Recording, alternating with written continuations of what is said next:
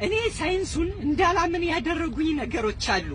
አቅጣጫ እስካሁን ድረስ 4 ናቸው ዋና አቅጣጫዎች ተብለን የምንነገራቸው፣ ምስራቅ፣ ምዕራብ፣ ሰሜን፣ ደቡብ ተብለው ማለት ነው። እንግዲህ ምዕራብ፣ ምስራቅ፣ ሰሜን፣ ደቡብ ተብለው ማለት ነው።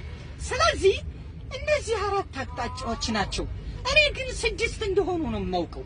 በቃ ሳይንስን ከማመን ይልቅ የተጻፈን ከማመን ይልቅ ተፈጥሮ መረዳት ይሻላል ያልኩት ለዚህ ነው። እኔ በጣም የተወዛገብኩት ለምሳሌ ሰማይ ላይ ጨረቃን አየኋት።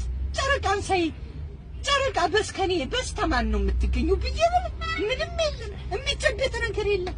በቃ እኔ በስተ ስካይ ዳይሬክሽን አልኳት።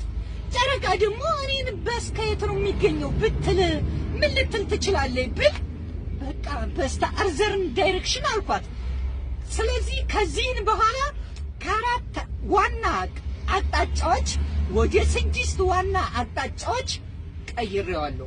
ይህም ሰሜን፣ ምዕራብ፣ ደቡብ፣ ምስራቅ፣ አርዘን ዳይሬክሽን እና ስካይ ዳይሬክሽን ተብለው ተቀይረዋል። ይህ ማለት ዌስት፣ ኖርዝ፣ ሳውዝ፣ ኢስት፣ አርዘን ዳይሬክሽን፣